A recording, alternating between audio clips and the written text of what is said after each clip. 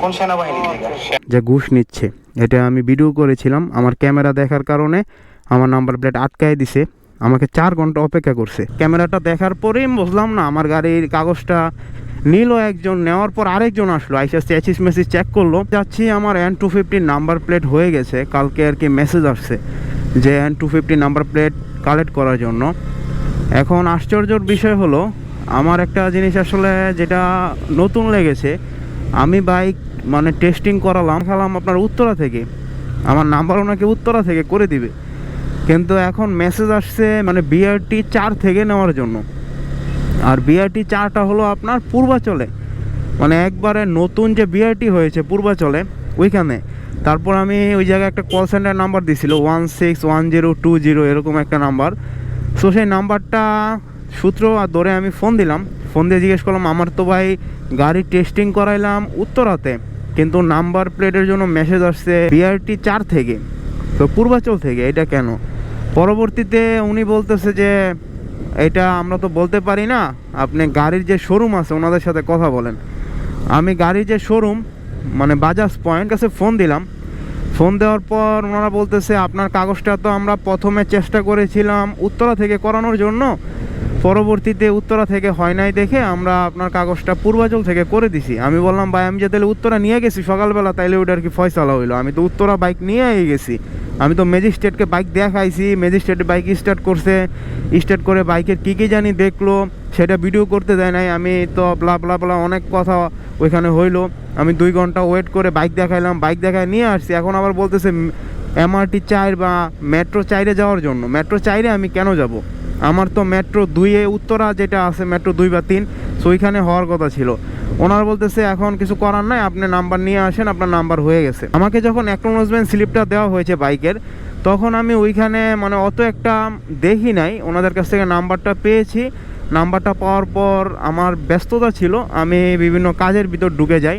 ঢুকে যাওয়ার পর দেখি নাই যে ওইটা আপনার আসলে MRT 4 বা মেট্রো 4-এর কিনা। আমি ভাবছি উত্তরা, যেহেতু গাড়ি দেখাইছি উত্তরা থেকে নাম্বার হওয়ার কথা, কিন্তু এখন যে আমার পূর্বাচল থেকে নাম্বার দিবে ওইটা আমি জানি না। সো মেট্রো 4 থেকে হলে তো আমি আরও আগেই পেতাম নাম্বার, তাহলে আমার 2 দিন কেন ওয়েট করতে হলো? বাইক কেনার পর আমি তো মেট্রো 4-এ আমার নিজের ফাইল জমা দিলে আমি করে ফেলতাম। এখন দেখি যাই নাম্বারের মেসেজটা কালকে রাতে পেয়েছি, আজকে হলো আপনার 4 তারিখ। সো 4 তারিখে বাইকের নাম্বার প্লেট টানতে যাচ্ছি। 1 সপ্তাহ, এর বেশি মনে হয় মিস হবে না। দেখা যাক। আমার ভিডিওটা এখন দিতে একটু ডিলে হচ্ছে, কারণ আমি একটু আমার পারিপার্শ্বিক ব্যস্ততার ভিতর পড়ে গেছি, তো এই কারণে দেখা যাচ্ছে ভিডিও এডিটিং করার সময় পাচ্ছি না। এখন যাচ্ছি হলো MRT 4-এ, মানে মেট্রো 4-এ আর কি। সো মেট্রো 4 থেকে নাম্বারটা সংগ্রহ করব।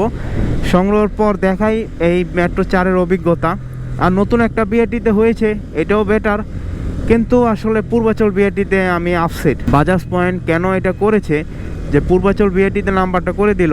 তারা তো বলেছিল যে আমাকে উত্তরা BRT-তে দিবে। আমি উত্তরা BRT-তে 2 ঘন্টা অপেক্ষা করে গাড়ি দেখিয়ে তারপর ওইখান থেকে পাস যে সার্টিফিকেট, সেই পাস সার্টিফিকেটটা নিয়ে আসি।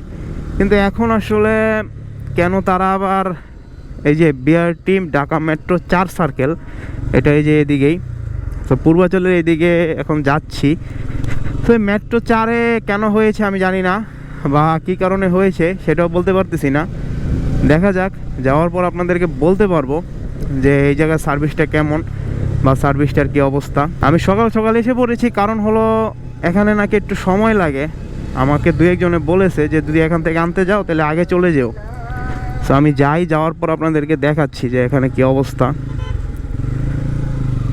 এইটাই সম্ভবত BRT-র ভবন। যাই, যাওয়ার পর দেখতে হবে।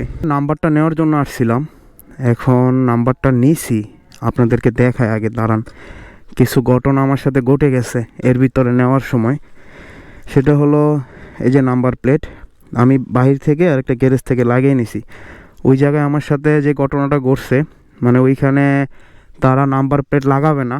আমার রিজন হলো আমি একটা ছোট্ট ভিডিও ক্লিপ করেছিলাম, আর কিছু ছবি তুলেছিলাম। মানে এখান থেকে এই যে ঘুষ লেনদেন হচ্ছে, এই কর্মচারীটার ছবি তুলেছিলাম আর ভিডিও করেছিলাম যে ঘুষ নিচ্ছে, এটা আমি ভিডিও করেছিলাম। আমার ক্যামেরা দেখার কারণে আমার নাম্বার প্লেট আটকায় দিছে, আমাকে 4 ঘন্টা অপেক্ষা করছে। আমি আসছি সকাল 10টায়, এখন বাজে 1টা।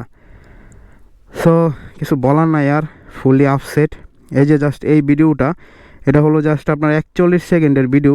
সো 41 সেকেন্ডের ভিডিওটার কারণে আমাকে তারা প্রায় 2 ঘন্টা ওয়েট করাইছে যে কেন ভিডিও করছস বা কেন এরকম করছস, এরকম একটা ঘটনা আর কি। আমি সম্পূর্ণটা শেয়ার করতেছি, এখান থেকে বের হই। আসল যে ঘটনাটা ঘটেছে, আমি এখানে আসলাম, আসার পর আমার কাগজ যে অ্যাকনোলেজমেন্ট স্লিপ, আর হলো আমার ট্যাক্স টোকেন, আর হলো আপনার আমার যে এনআইডি কার্ড, ওইটার ফটোকপি দিলাম। দেওয়ার পর ওনারা নিয়ে যাওয়ার পর ক্যামেরা দেখছে আমার মানে হেলমেট মাউন্টে, এই যে মাউন্টটাতে ক্যামেরা দেখছে। এই যে ক্যামেরাটা দেখার পরেই বুঝলাম না, আমার গাড়ির কাগজটা নিল একজন, নেওয়ার পর আরেকজন আসলো, আইসা চেসিস মেসিস চেক করলো, চেক করে আবার চলে গেছে। আমি বুঝতে পারিনি সঠিক, পরবর্তীতে দাঁড়া করে রাখছে, 10-15 মিনিট দাঁড়ায় ছিলাম। তারপর আমার পিছনে একজন ভাই আর কি আসার পর উনি নিজে ওনার নাম্বার প্লেট নেওয়ার জন্য উনি আসার সাথে সাথে একটা লোক আর কি বিআরটি থেকে, ওই যে লোকটাকে মাস্ক পরা আপনারা দেখতেছেন এখন ক্যামেরাতে, মানে ছবি দেখতেছেন, স্টিল ছবি। তো ওই লোকটাই আর কি জাস্ট আসলো, আসার পরে ওই যে ফিক্সিং করে দিচ্ছে যে আপনার চুল ছাড়া, এটা হলো মেবি দলাল, মানে এখানকার দালাল। সো এই দালালটা আসার পরে ওনাকে সালাম দিল, সালাম দিয়ে কাগজটা নেওয়ার পর ওই লোকটাকে আর কি দিল, ওই যে বিআরটি যে আপনার ড্রেস পরা।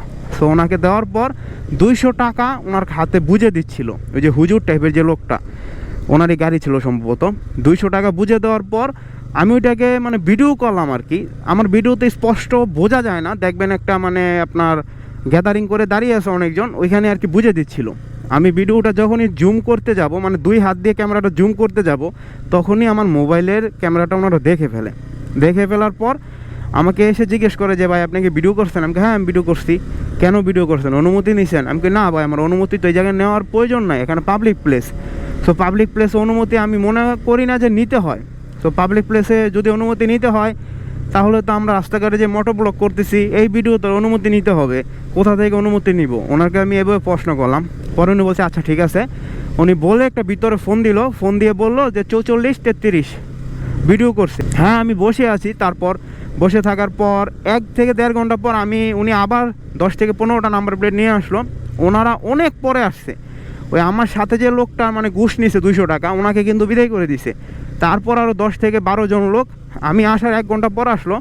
ওনাদের অ্যাকনোলেজমেন্ট স্লিপ যাবতীয় কাগজপত্র নিয়ে যাওয়ার পর নাম্বার প্লেটগুলো ওগুলো নিয়ে আসে ভিতর থেকে। নিয়ে আসার পর ওনারা আসলে ফিটিং করতেছিল। পরে আমি জিজ্ঞেস করলাম ভাই আমারটা কোথায়? আমি তো আসছি 2 ঘন্টা হয়ে গেছে, আপনার নাম্বার প্লেট হয় নাই। আমাকে হয় নাই মানে কি বলেন? আমার তো ভাই মেসেজ গেছে। দাঁড়ান আমি আগে আপনাদের মেসেজটাও দেখাই, যে আমার MRT 4 থেকে যে কাজ সংগ্রহ করার জন্য মেসেজ আসছে সেটাও আমি দেখাই। দেখেন ডিজিটাল নাম্বার প্লেট ল 65-44-33 রেডি, মানে আমার স্লিপ নিয়ে ভেহিকেল মানে ভ্যালিডেট যত স্লিপ আছে সবগুলো নিয়ে মেট্রো 4 ঢাকা মেট্রো 4 থেকে সংগ্রহ করার জন্য। সো আমার তো মেসেজ আসছে, তারপরও কেন আমার নাম্বার প্লেট হয় নাই? কয়টার উত্তর আমরা দিতে পারবো না, আপনি বড় স্যারের কাছে যান। এখন বড় স্যার কোথায় বসে? বড় স্যার বসে 102 নাম্বার রুমে। সো 102 নাম্বার রুমে গেলাম, যাওয়ার পর ওনাদের যে মানে হাই অথরিটি মানে বড় স্যার ওনাদের বাসায়, ওনার কাছে যাওয়ার পর আমাকে বলতেছে আপনি ভিডিও কেন করছেন? আমি যে এই জায়গায় আসছি সেটাও তো আমি ভিডিও করবো এখন। পরে 4-5 জন লোক আসে আরও, ওনাদের অফিসে চাকরি করে, ওনাদের ওই রকম ডেস্কেট মানে পড়া আর কি মেট্রো 4-এর। সো পড়া থাকা বলতেছে আপনি যদি ভিডিও করেন আপনাকে এখানে সমস্যা হবে, পুলিশ ডাকবো, হ্যান করবো ত্যান করবো।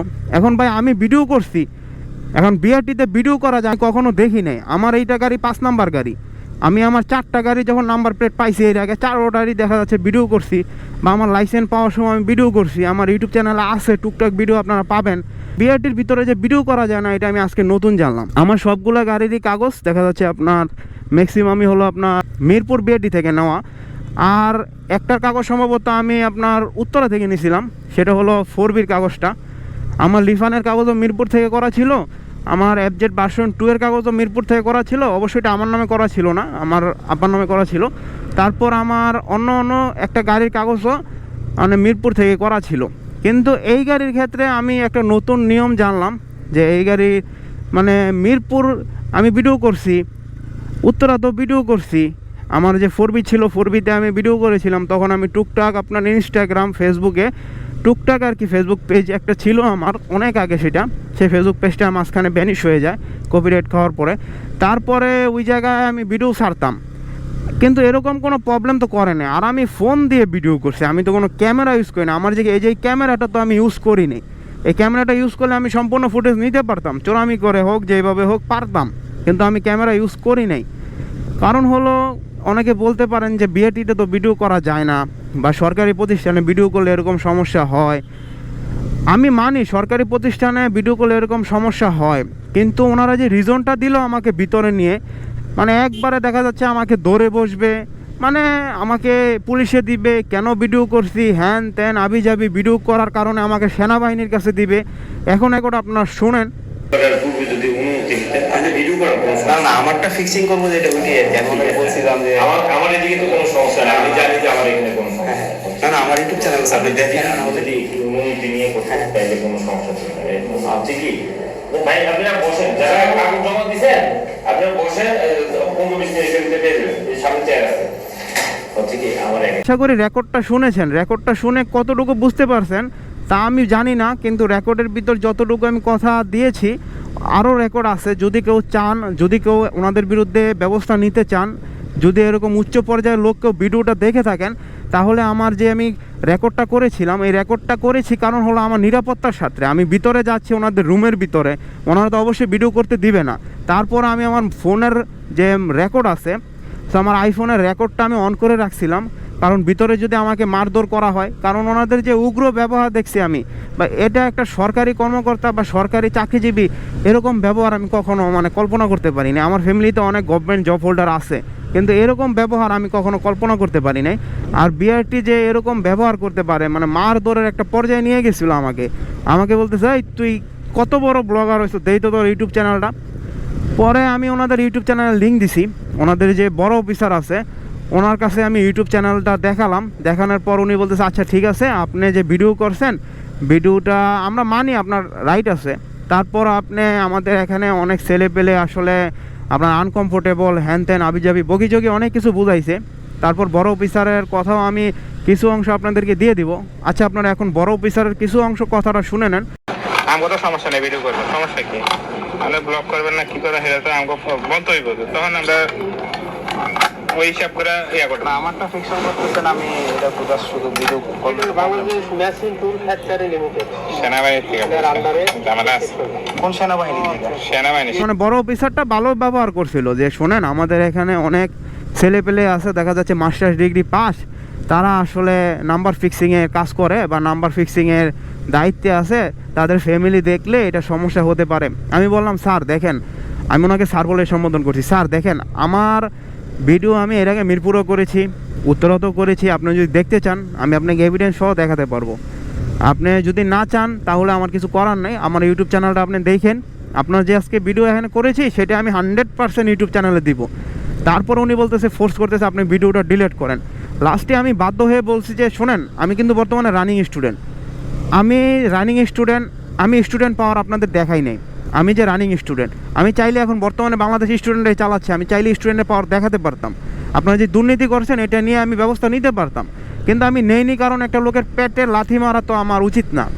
এই যে এই লোকটার কথা আর কি বলতেছি, এখন যাকে স্ক্রিনে দেখতেছেন, সো এই লোকটার পেটে ডিরেক্ট লাথি মারা আমার উচিত না, কারণ মানুষের হক, মানুষের পেট অনেক বড় একটা বিষয়, তার পেটের সাথে আরও 4-5টা পেট জড়িত থাকতে পারে তার ফ্যামিলির, এই কারণে তাকে কিছু করলে তার ফ্যামিলির উপর প্রভাব পড়তে পারে। আমি তো এটা করব না, আর আমি এটা বুঝি বলেই আপনাদের কথা এতক্ষণ আমি ঠান্ডা মাথায় শুনেছি।